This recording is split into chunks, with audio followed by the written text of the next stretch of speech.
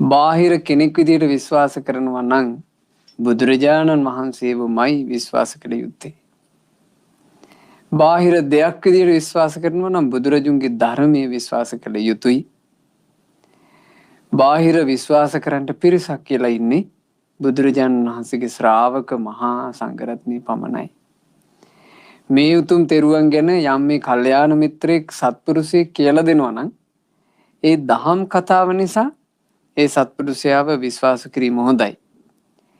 ඒත් දහම් කතාව කී ඉඳලා ඒ දහම් කතාවෙන් බැහැර වෙනවා නම් ඒ දහම කියන කෙනා ඒ කෙනාව බැහැර කළ යුතුයි.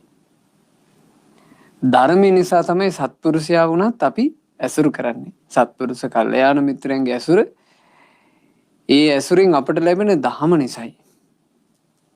එහෙම නැතුව නම් පින්වතුනේ බාහිර කවුරුත් විශ්වාස කරන්න බෑ. අද හදවතට දැනෙයි ඔබට මේ කියන දේ.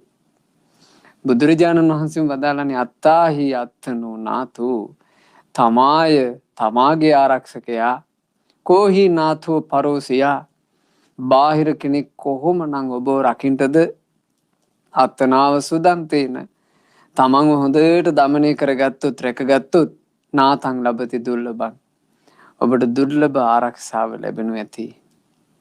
ඒ බුදුරජාණන් වහන්සේ තමයි අදත් මේ උතුම් දහම් පදේ අපට අනුකම්පාවෙන් කියා දුන්නේ. තුන් ලොව කෙරෙහි අනුකම්පාවෙන් සිරිසදහම් දෙසූ අපගේ මහා කාරුණික බුදුරජුන්ට නමස්කාර